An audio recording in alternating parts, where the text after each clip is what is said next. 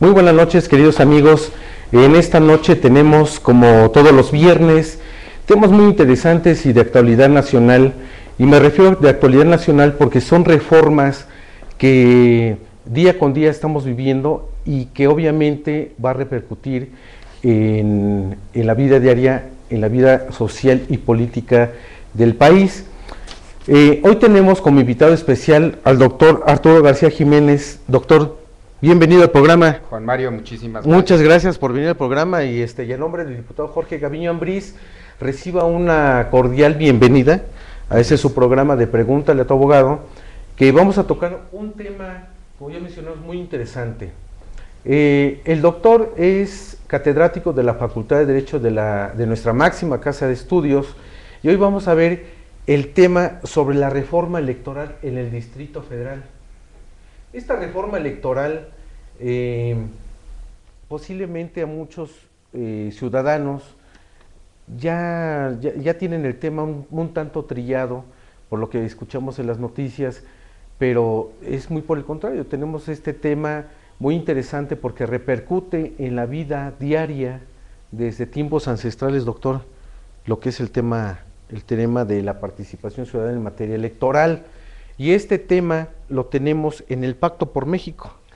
Es cierto, Juan Mario, definitivamente en el Pacto por México, los tres principales partidos políticos nacionales adquirieron una serie de compromisos con relación a la reforma política en el Distrito Federal, además de la reforma electoral que se avecina en el Distrito Federal para efecto de cumplir con la reforma constitucional que data de 2012.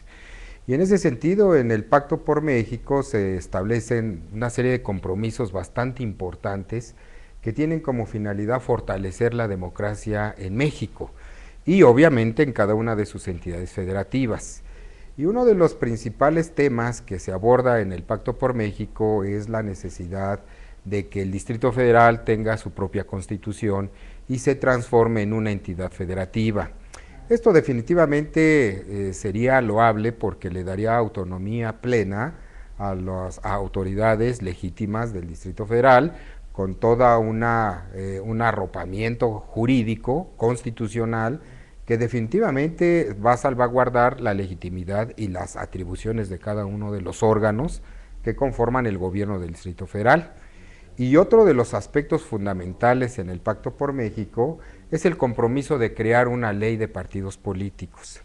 Creo que esto es necesario también, la creación de una ley de partidos políticos, con la finalidad de recoger todos aquellos derechos y todas aquellas obligaciones y deberes de estas organizaciones de ciudadanos que tienen como finalidad fundamental promover la participación del pueblo en la vida democrática tal como lo determina la propia Constitución Federal, y creo que un ordenamiento jurídico como sería la ley de partidos políticos, en donde se determine de manera clara los derechos, los deberes, las atribuciones y las responsabilidades de los partidos políticos, fortalecería definitivamente a estas instituciones jurídicas necesarias en una vida democrática como es la nacional. Nosotros cuando escuchamos partidos políticos o cuando estamos en las legislaturas o en el Congreso de la Unión, escuchamos partidos políticos con grupos parlamentarios.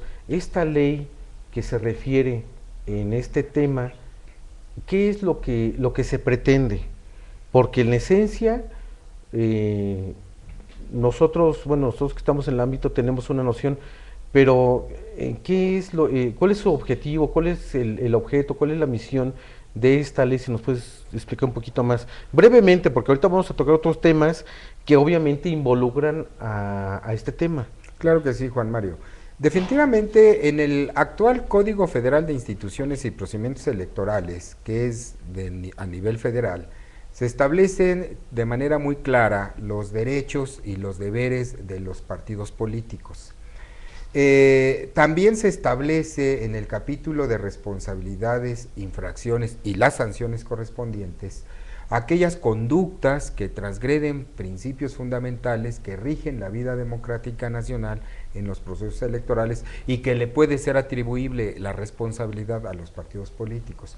Yo creo que una ley de partidos políticos permitiría tener una certeza en relación al alcance de todos estos derechos, de todos estos deberes y sobre todo la reglamentación propia de las prerrogativas de los partidos políticos. Sabemos nosotros que a partir de la reforma de 1977 se instituyó en México el financiamiento público en favor de los partidos políticos. Así es.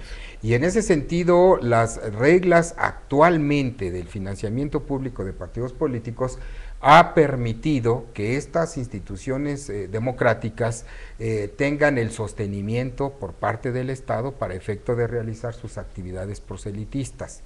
Yo creo que la ley de partidos políticos permitiría tener en un solo cuerpo normativo toda esta gama de atribuciones, deberes, derechos de los partidos políticos en un solo cuerpo normativo. En un solo cuerpo, sería la ventaja fundamental. ¿Y cómo se manejaría, digo, ahora que está que está en boga, no de moda, sino en boga, y aparte es necesario precisamente tener una transparencia y una rendición de cuentas de estos partidos políticos, porque nosotros diario o casi diario escuchamos que también ellos incurren en conductas que no son apropiadas. ¿Y cómo sería esta reglamentación en materia de transparencia y de rendición de cuentas? Claro que sí, Juan Mario. Definitivamente el afán de las diversas reformas en la legislación electoral ha tenido siempre como objeto, como fin fundamental, transparentar los recursos de los partidos políticos, el origen y el destino de los partidos políticos. Actualmente existe el procedimiento de fiscalización que tiene la atribución el Instituto Federal Electoral de llevar a cabo. Inclusive se establecen normas muy concretas con relación a los periodos dentro de los cuales se debe de llevar a cabo la fiscalización, tanto en los actos de campaña electoral como en los actos precisamente de precampaña. Yo creo que la fiscalización permite que el origen de los recursos de los partidos políticos sea transparente, es decir, que no provenga de alguna cuestión ilícita o alguna cuestión en la que la ley prohíbe el origen de esos recursos, como puede ser aportaciones por parte de los gobiernos federal, estatal, municipal en favor de partidos políticos o de candidatos, o de algunas otras instituciones de carácter privado. Inclusive es una postergación muy clara en donde prohíbe la legislación electoral que las empresas, las personas de derecho privado, las empresas mercantiles, hagan aportaciones. ¿Es válido esto? No, la legislación electoral federal establece de manera muy clara todas aquellas personas que tienen prohibido aportar a los partidos políticos alguna clase de financiación. Entonces, ¿por qué nosotros cuando vemos en las noticias que hay un financiamiento por parte de alguna organización delictiva, y bueno, pues ya pasó la elección, ya se tiene al que era candidato, ya lo tenemos como un funcionario, y aquí es lo que pasa? O sea, está la sanción, pero pues ahí sigue el funcionario. Realmente en la legislación electoral federal se establece la facultad del Instituto Federal Electoral de llevar a cabo los actos de fiscalización, un procedimiento de fiscalización del origen de los recursos de los partidos políticos. Es un procedimiento en donde las partes deben de aportar pruebas una vez que llevan a cabo ese procedimiento. Aquí, por ejemplo, como abogados, ¿cuáles serían las partes quienes intervendrían en este procedimiento, que es un procedimiento judicial? No, es un procedimiento administrativo. Y yo considero que es inclusive de naturaleza oficiosa.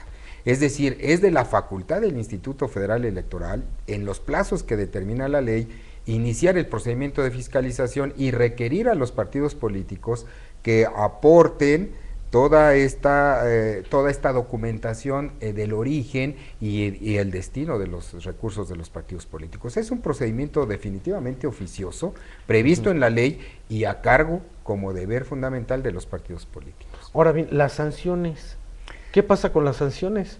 Digo, porque si se va a llevar un procedimiento, si nosotros vamos a continuar, con esta serie de iniciativas, entonces lo que busca la ciudadanía es que efectivamente se haga efectivo la sanción por parte del Estado en contra de esos de esos malos funcionarios, de esta mala orquestación que están realizando los partidos políticos. ¿Qué pasa después? Definitivamente el Código Federal de Instituciones y Procedimientos Electorales establece un catálogo de infracciones administrativas que está a cargo de los partidos políticos, o más bien se les puede imputar a los partidos políticos en el procedimiento de fiscalización y la correspondiente responsabilidad. Pero aquí es administrativo, doctor. Es administrativo. O sea, lo que nosotros queremos es en un momento dado la sanción penal. O sea, porque administrativamente pues hay muchas argucias, hay estrategias de carácter jurídico, pero lo que se pretende realmente, no sé, salvo tu mejor opinión, doctor, es la sanción penal y de alguna manera que se pueda resarcir el daño para que no vuelva a pasar esto en la sociedad. Definitivamente, si revisamos nosotros en el Código Penal Federal y ubicamos nuestra atención en el delito de peculado, el delito de peculado, si no mal recuerdo, la fracción tercera de la disposición legal prevé que se comete el delito de peculado por parte de los sujetos, de las personas privadas que tengan a su cargo la administración de recursos públicos y los desvíen para un objeto distinto a aquel que se le atribuye. Entonces, cuando los partidos políticos desvían los recursos a objetos distintos a su actividad política, definitivamente está ubicada la conducta en un delito de peculado. En relación al origen ilícito de los partidos, de los recursos de los partidos políticos, definitivamente debe ser objeto de sanción si se demuestra, por supuesto, con elementos de prueba contundentes de que el origen es ilícito y en consecuencia se consumará en su caso el delito precisamente de operaciones con recursos de procedencia ilícita, definitivamente. Pero esto siempre a través de un procedimiento de investigación que debe de llevar a cabo la autoridad competente y después de recabar las pruebas suficientes, hacer la imputación ante un juez de distrito de procedimientos penales federales. O sea, ya sería a nivel federal. Ya es a nivel federal, sí, porque los partidos políticos a los que me estoy refiriendo están regidos por el Código Federal de Instituciones y Procedimientos Electorales por ser partidos políticos nacionales. Hay partidos políticos locales, me queda claro, pero se rigen por la legislación electoral de la entidad federativa dentro de la cual fueron constituidos, que definitivamente se tendrá que revisar la legislación electoral de cada entidad si se establece algún tipo de procedimiento y de sanción para aquellos partidos políticos de naturaleza local. ¿Tú consideras en un momento dado que sería pertinente la creación de un instituto de carácter nacional en materia electoral que precisamente rigiera este tipo de cuestiones? Esta ha sido una idea que ha estado permeando y que inclusive forma parte de los compromisos del Pacto por México, que celebraron los 3 partidos políticos principales de México, en donde se establece la posibilidad de crear el Instituto Nacional de Elecciones. Yo considero que la creación de un Instituto Nacional de Elecciones atentaría con el principio federal que rige nuestro país. Creo que definitivamente el federalismo, que tiene esencialmente como finalidad la distribución de competencias en los 3 órdenes de gobierno, se vería afectado si se creara un Instituto Nacional de Elecciones. O sea, ¿no consideras pertinente? No creo que sea procedente. Yo creo que cada una de las entidades federativas que tienen a su cargo la organización, el desarrollo y la calificación de sus elecciones a través de sus órganos electorales locales, creo que ha funcionado bien y creo que es lo mejor y lo más adecuado para respetar precisamente el federalismo en México. Sabemos nosotros que el federalismo, que data desde la Constitución de 1824, donde se acoge el federalismo en México, tiene como finalidad precisamente la distribución de competencias, tanto de la federación por un lado, como de las entidades federativas y municipios. Entonces creo que la creación de un Instituto Nacional de Elecciones estaría atentando precisamente con este pacto federal, con el federalismo en México, porque estaríamos de alguna manera en un aspecto tan importante como es la elección de autoridades locales, centrarlas o concentrarlas a nivel nacional.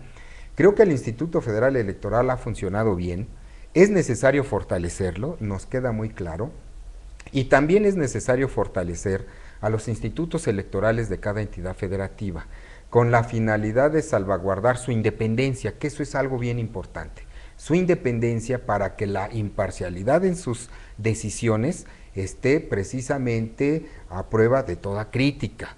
Se debe de garantizar su independencia, el procedimiento de selección de sus miembros, de los consejeros que conforman los institutos o de los magistrados que conforman los órganos jurisdiccionales locales, debe ser un procedimiento definitivamente transparente, imparcial, que tenga esencialmente como piedra angular la preparación, la experiencia en materia electoral.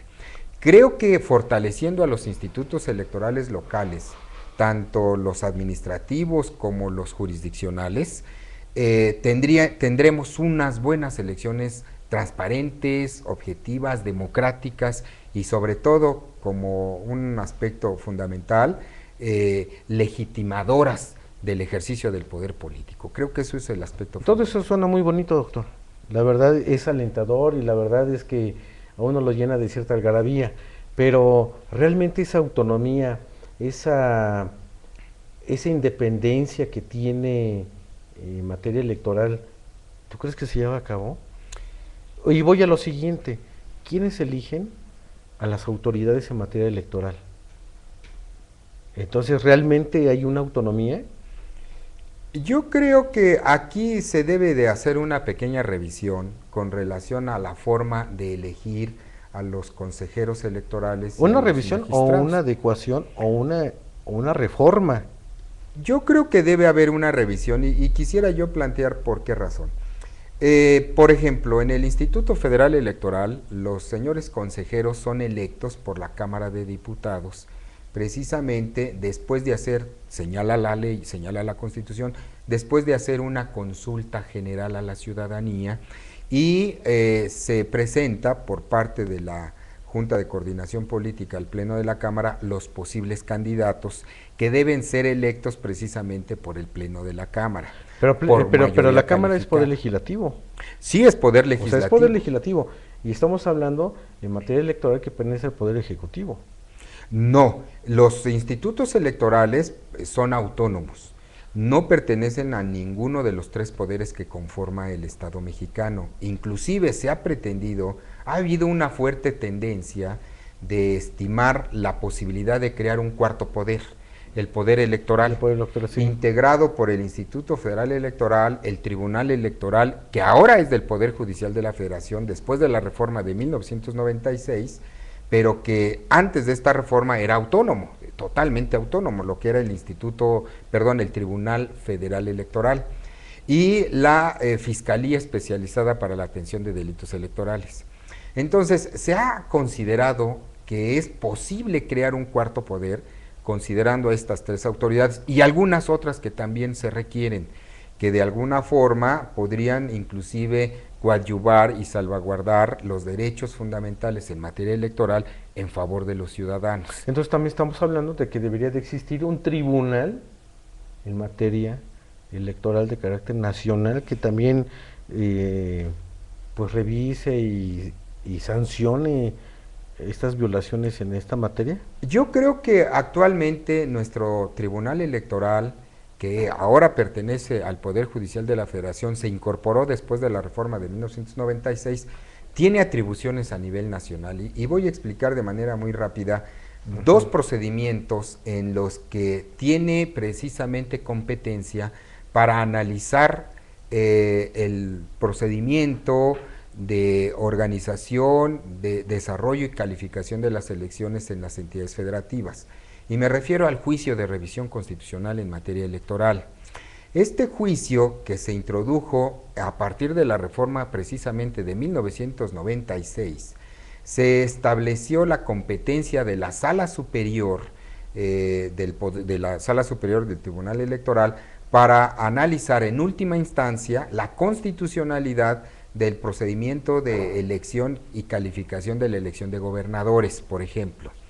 Y las salas regionales del Tribunal Electoral tienen competencia para resolver en este tipo de juicio en última instancia la elección de diputados, de mayoría y de representación proporcional de cada una de las entidades federativas y la elección de ayuntamientos. Entonces, yo creo que actualmente el Tribunal Electoral, como está conformado, sí tiene competencia a nivel nacional a través de este juicio de revisión constitucional electoral. Y otro de los juicios en donde también se le reconoce esta facultad al Tribunal Electoral es el juicio para la protección de los derechos político-electorales del ciudadano, que también parte de la reforma de 1996, su incorporación. Entonces, yo creo que nuestro Tribunal Electoral tiene tiene esta competencia a nivel nacional, pero yo creo que sí es necesario darle una independencia del Poder Judicial de la Federación. ¿A qué me refiero? Me refiero a que debe de desincorporarse del Poder Judicial de la Federación y darle una autonomía plena, una independencia plena, en donde no tenga que estar arropado por el Poder Judicial de la Federación. No es necesario. Todos los órganos jurisdiccionales, la legitimidad nace por el sentido y la motivación de sus sentencias. Entonces, yo creo que nuestro Tribunal Electoral ha adquirido legitimidad por sí mismo, por su trabajo, por la transparencia, por la imparcialidad en la que se ha conducido. Creo que en este sentido, nuestro actual Tribunal Electoral sí tiene facultades nacionales, aunque está en el ámbito federal, pero sus facultades son nacionales, porque no solamente tiene competencia para resolver impugnaciones en las elecciones federales, sino tiene competencia para resolver impugnaciones a nivel federal en las elecciones de las entidades federativas. Entonces yo creo que nuestro tribunal tiene esas atribuciones a nivel nacional. O sea, con tu experiencia sí tiene la autonomía, sí tiene la fortaleza para regirse bajo ese sentido. Yo considero que sí. Yo considero que nuestro Tribunal Electoral actualmente ha ganado a pulso, con arduo trabajo, su legitimidad, su confianza y sobre todo esta transparencia en las resoluciones que ha dictado. Y definitivamente, bueno, pues la mejor prueba es precisamente toda esta serie en la que el Tribunal Electoral ha transparentado sus atribuciones, sus facultades, sus funciones.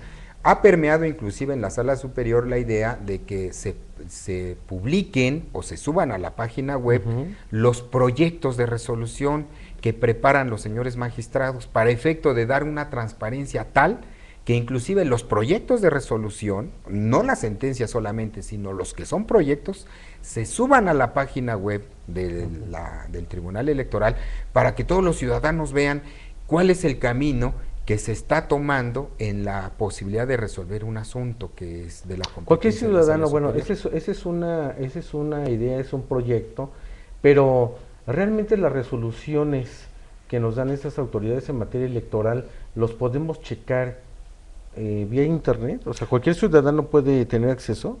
Definitivamente sí. La página web del Tribunal Electoral hay sitios específicos en donde se pueden consultar todas las sentencias. Y algo muy particular, no solamente las sentencias que dicta últimamente, sino inclusive las sentencias que ya forman parte del archivo histórico del Tribunal Electoral pueden ser consultadas a través de la página web del Tribunal Electoral. Creo que esta es una forma de transparentar su actividad de manera tal que está abierto al escrutinio de toda la ciudadanía, de todos los estudiosos y de todas las organizaciones sociales y organizaciones políticas, no solamente a nivel nacional, sino a nivel internacional inclusive. Un tema, y lo vamos a tocar de manera rápida, porque bueno, el tiempo es corto, pero más sin embargo el tema que ahorita te voy a preguntar es un tema que a todos nos llama la atención, que es sobre las candidaturas independientes. Y llama la atención este tema porque cualquiera puede ser un candidato y de manera, como dice la palabra, de manera independiente. Sí, Juan Mario, a partir de la reforma de agosto de 2012, Se reformó el artículo 35 constitucional y se establece precisamente como derecho del ciudadano postularse como candidato independiente en las elecciones populares. Esto implica definitivamente la necesidad de que haya una reglamentación particular en la legislación ordinaria con respecto a las candidaturas independientes. La Sala Superior se ha pronunciado ya en algunas sentencias dictadas en procedimientos de revisión constitucional, electoral y de juicios de protección de derechos político-electorales con relación a la figura de las candidaturas independientes. Definitivamente es necesario reglamentarlo. No se reformó, lamentablemente, en el año 2012. Necesitamos la legislación secundaria.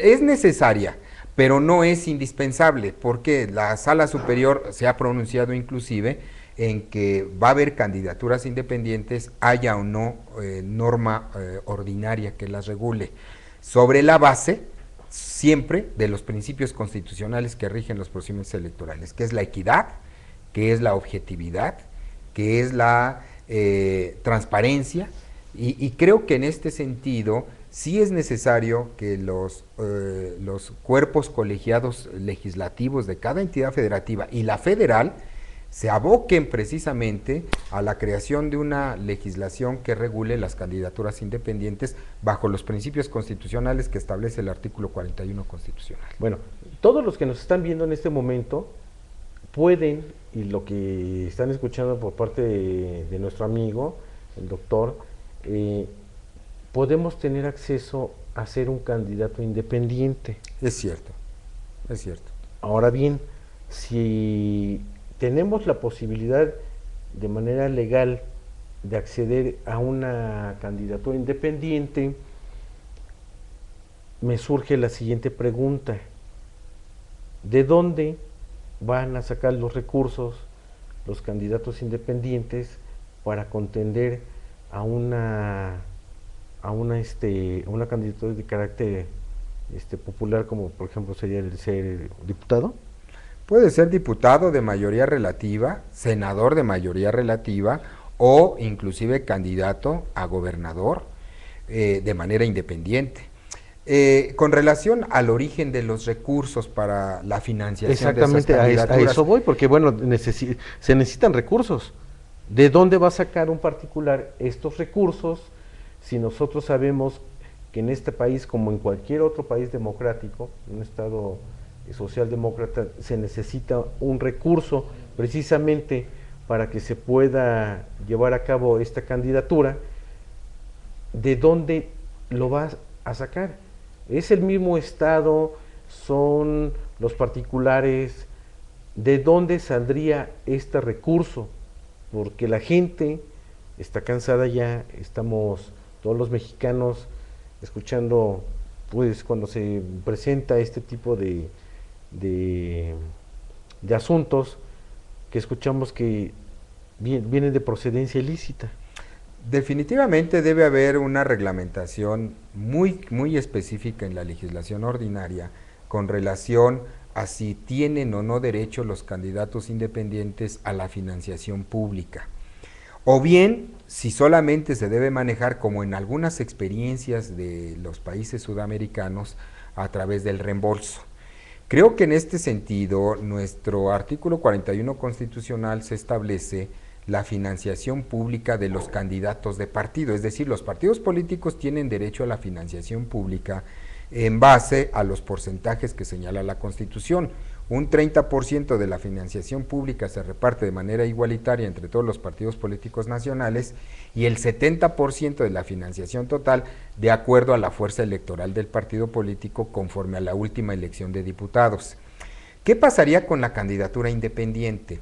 Yo creo que aquí la candidatura independiente definitivamente es de la atribución del Poder Legislativo la creación de la ley. Así es. Sin embargo, yo creo que no se debe perder de vista que se debe salvaguardar el principio de equidad en las candidaturas independientes con relación a las candidaturas de partido.